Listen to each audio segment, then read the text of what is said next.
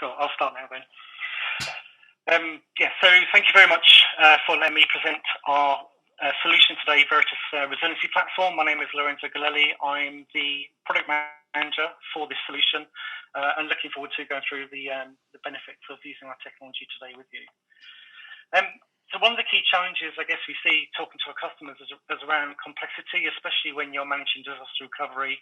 What we're finding is customers will have multiple types of hypervisors in their environment, primarily, I guess, dominated by VMware, but also other hypervisor technologies like Hyper-V, etc. as well. These typically will have a various choice of replication, which adds again to the complexity in relation to the overall disaster recovery process in that recovery capabilities as well. There's also, we see lots of different types of targets in relation to the solution, which could be cloud, but also, quite, again, heavily dominated by an on-prem to on-prem deployments, which we see out there in the enterprise environment from our customers. Another key, I guess, problem in relation to disaster recovery is actually the recovery process itself. We see customers with, I guess, difficulties around visibility into the health of the environment, which could be from the application or workload stack itself, but also it could be on the replication side.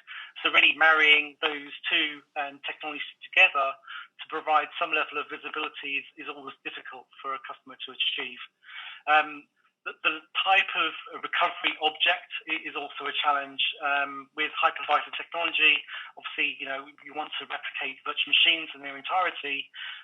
Those typically have a knock-on effect to other workloads because typically applications themselves are not deployed on a single virtual machine or physical server. They're spread multiple entities of those types of units. So the ability to tie those together is really important as well. We're also seeing a requirement really for different levels of service level objectives, primarily around different workloads really. So you may have a workload where, you're quite happy to take a hit of 4 hours in relation to recovery time, where you've got tier 0, tier 1 workloads such as databases or business and mission critical applications, which require near zero recovery point objectives, but require very quick turnaround in the recovery time process as well. What we're also seeing is obviously cost, extremely increase over a period of time, depending on what the company is looking to protect. Automation is key in relation to disaster recovery as well. But again, we're seeing lots of manual processes, manual runbooks in relation to the instantiation of a disaster recovery process. So these are some of the key challenges that we see, and that was really the rationale why we've created a solution which can provide removal of some of those complexities around disaster recovery, but also provide an automated and orchestrated process for disaster recovery and also migration as well.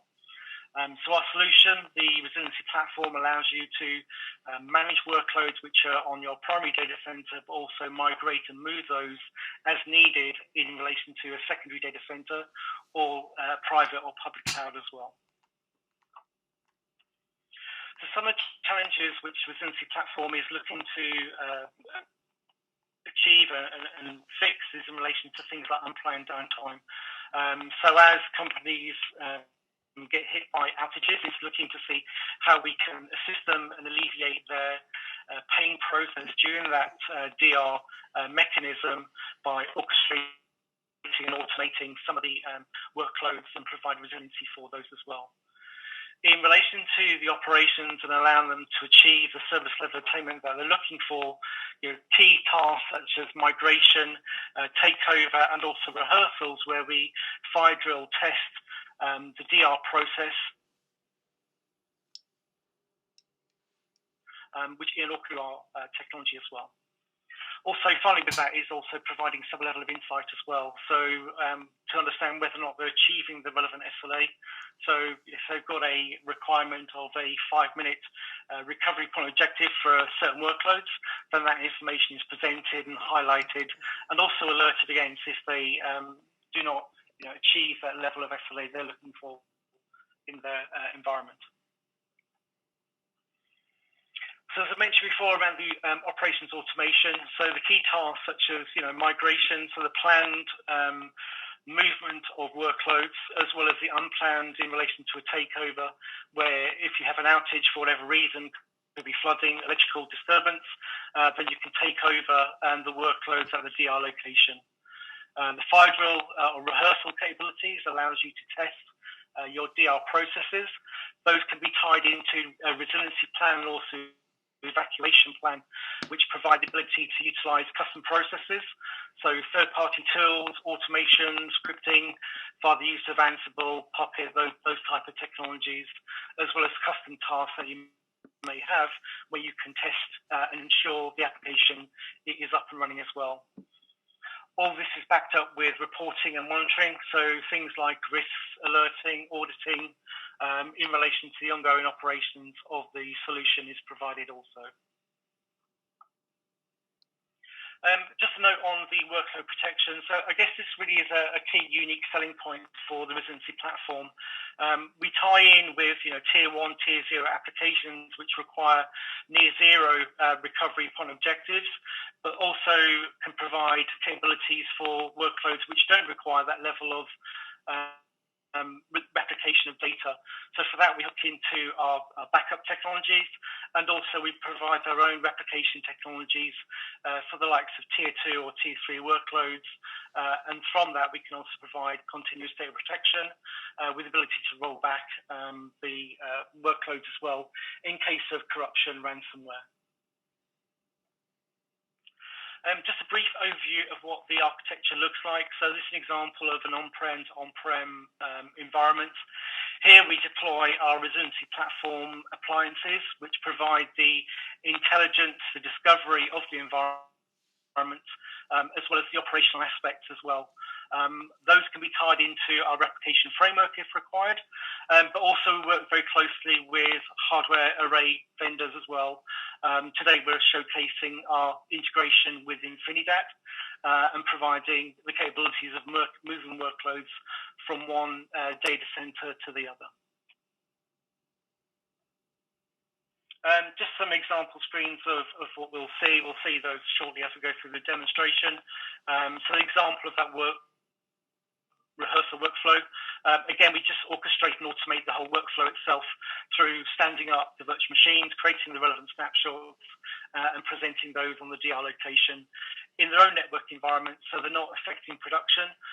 They're isolated from that, and then what the end user can do is go in and test the application to simulate a DR event and see what response they get back from the application itself. Here you can see an example of the service level objective templates we have. So again, you define your RPO that you were looking to achieve. Those are applied against a set of workloads. We then monitor those and ensure that SLA is adhered to. If it deviates, then we'll obviously alert in that event. And then lastly, some more examples of simplicity which we're bringing into our solution. So if a customer is looking to automate through API, that ability is there today. In relation to a recovery plan, it's the ability to drag and drop actions into a workflow template along with custom scripts that you may want to achieve, as well as linking into things like Ansible, etc. as well. We have extensive role-based access control, where you can provide roles and responsibilities to the various users of the organization, and then provide them certain operational aspects in relation to the solution. I've touched on the or the service level objective. So here what we can also do is tie dependencies between those layers as well. So an example is you could have a typical 3-tier application, and we can control the relevant start and stop order of the application stack to ensure that the application is obviously controlled in the relevant order. So that's basically it. Some final slides about the relevant issues that we've seen. So complexity is to provide some level of visibility, the orchestration and automation in relation to the recovery process, an event really to reduce costs. So everything is just in now in relation to DR. So on the DR side, things aren't running in relation to workloads. We stand them up in the event of a disaster as well as a test itself. We should hopefully see. Let me give a brief introduction to the environment real quick. Okay, what we're looking at here is we're logged into two VM clusters, the source and the destination. Lorenzo's on the destination vSphere right now.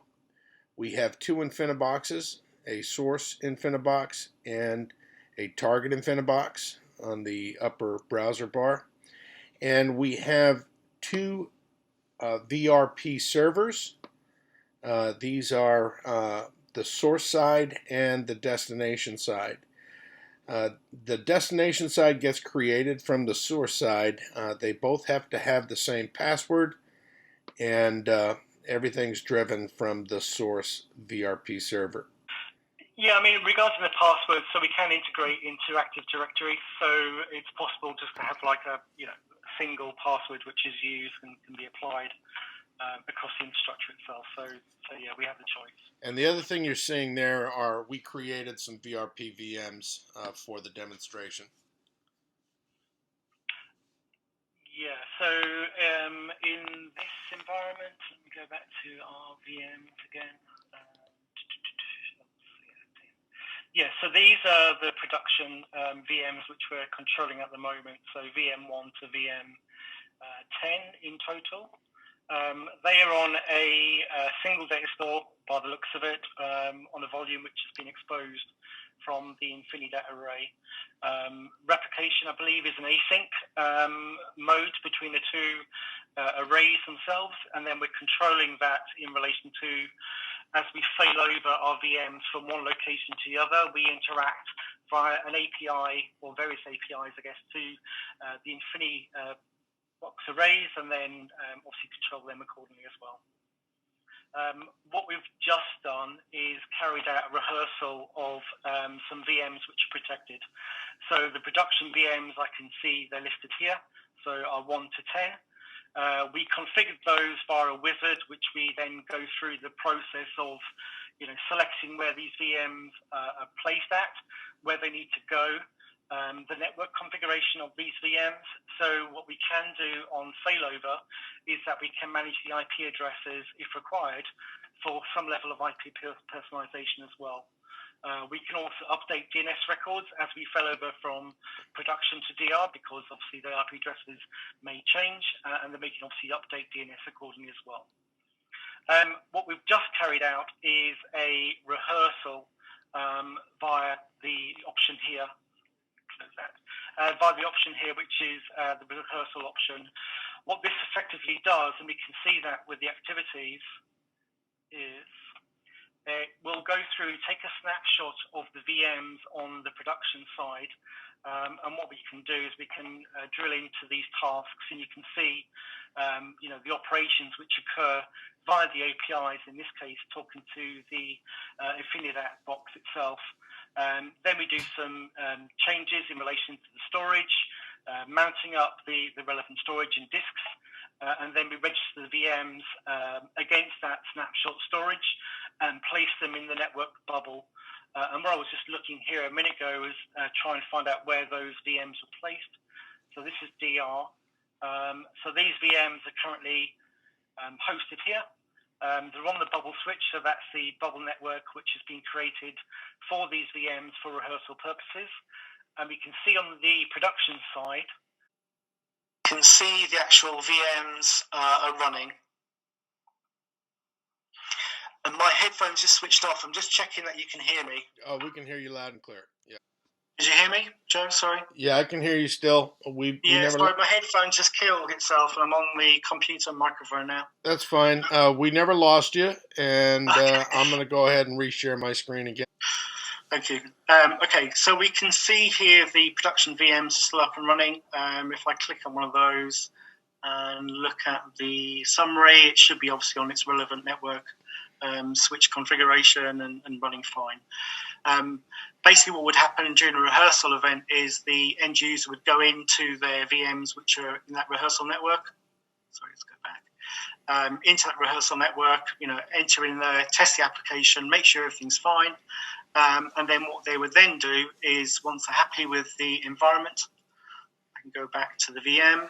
I can then perform a cleanup, which basically removes the VMs along with the snapshots and then just places everything as it was, before the rehearsal event itself. So I'll just submit the event, and then we'll let that go. So we have to wait for this to complete before we'll do the migration, which is going to be the next operation. But what I'll briefly do is talk you through, the user interface itself and what that looks like. So in particular, I want to talk about the Infinidat integration. So under the settings and infrastructure, we have the option to look at storage. So in here, what we're doing with Infinidat in particular is we connect to the relevant array. That could be a fully qualified domain. It could be an IP address of the array itself, and then provide relevant credentials in relation to the user that's required. Once that's added, the discovery process then is carried out, and then we understand the configuration of the array, what storage is there, what consistency groups have been created, and what can be used, etc. as well. The rest of the configuration is pretty standard with all other technologies out there. So our virtual appliances are deployed, such as that Resiliency Manager, which is like the brains of the solution, along with the infrastructure management server, which is really the discovery aspect or discovery engine. We'll use that to discover vCenter, Hyper-V, storage, networking, the whole lot that's used for that. So once that's configured for both sides, we can see the second data center here as well. It's then obviously ready to go. I mentioned before, we've created that resiliency group with the VMs itself, and there's a wizard which will guide through that process, which is extremely quick. Probably takes less than 5 minutes to create a resiliency group itself. And then what we can do is, once it's connected, discovered, we'll get information about the actual resiliency group which has been created, the location, some information about the RPO. So ideally we're looking for a 5-minute RPO. This is actually going to probably well achieve this, as it's an async configuration, probably in seconds in relation to its recovery point objective at the moment. Any risks which are flagged will be displayed here. So again, those will highlight. We've got about 200 plus risks and alert events, which can be tied up and then obviously presented out to the end user as well. Any activities which are carried out recently, so we've just done that cleanup, and we did the rehearsal recently as well. Anything failed, more information is gained there as well. And then what we're seeing here is the replication status. So again, we're talking to the array, understanding where it currently is in relation to its state. So we know it's connected between two sites, it's in a consistent state, and there's currently a 59-second lag between the two sites at the moment. And then lastly, at the bottom, you get information about the VMs, which are currently protected, and obviously their relevant organization and management, etc. as well. On that side, we have the ability to start and stop the whole resiliency group. This is handy if you're running in a active configuration. So if I've got a resiliency group on my DR side that I want to shut down to free up resources, I have the ability to stop that on the DR side before I do a migration if I want to as well. So that can be tied into the recovery plan. We can do the migrations and takeovers. So this is a planned DR event, and takeover is used for a unplanned DR event. So effectively, just bring up DR. You've lost complete communication to your production, and you want to get things up and running as quickly as you can. Just be aware that when you bring up the original production site for DR, there's going to be a level of resynchronization depending on the level of outage. Rehearsal I've mentioned, the cleanup I've mentioned, the resync operations is really for our other data mover type technologies that we use. And then obviously you can do things like edit configuration, delete, view the configuration as well. So this gives you more of a view of how the configuration is there, and you can obviously print this out to give you some sort of level of view as well. So what we'll do lastly now is just do a very simple migration. So I'm going to do a planned switch over from DC1 to DC2. So we'll just go ahead and run that migration. And then what we'll see shortly is the activities as well. So we can go into the activity view and look at the progress. So these are the steps which the migration will go through. So it's currently going to stop the virtual machines.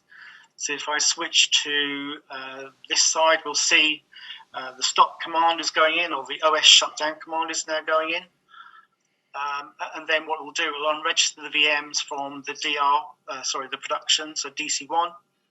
It will then manage the relevant storage and also manage the reverse replication of the storage arrays as well, for changing the personality from the production to DR and DR to production. And then what we'll do, we'll go through the relevant other steps in relation to loading the storage, registering the virtual machines, and then obviously starting the virtual machines up on the DR DC2 location. Last time we did this, it took about 10 minutes or so, or less than 10 minutes. But these steps hopefully will give you an idea of the flow. And then if we scroll down, again, you can expand these options and allow you to look at the relevant steps which are currently being carried out as well. And once you're happy with the migration from one site, you can obviously migrate back at your leisure as well. I guess there's other options in the UI, such as the reporting and also the plans. And briefly, I just want to show you the resiliency plan, just so you get a view how easy it is to control. So here we look at one which has already been made. Actually, let's go into here, and we'll just edit this and see what comes up. So you've got the option to move these boxes around. You can pick the boxes up. So you can see the actions in relation to the plan itself. So we did a migration and resilience group. And basically what we do is just drag and drop that down. Depending on the resolution's a bit high. But what you can then do is connect the boxes obviously up in relation to these. What we can also do is have a look if we've got a manual task, which is like a pause. Let's have a look what else we got. I don't think it's there. Let's have a look at script as well. So here we have the option to put in a custom script. So again, we can drag and drop that down, and then we can edit the configuration for this operation. Let's move that down a bit. And there we normally would add hosts in which would have the scripts on, like a script host. Once we've done that, we should then be able to basically add the relevant path and etc. for the scripts that we want to carry out. It could be Ansible Tower, it could be whatever type of script that you've got that you want to create as well. So I just want to briefly show this, just so you get a view of what this looks like as well. So I'll just stop there, go back into activities, and just see where we are going. Yeah, we're just managing the storage now.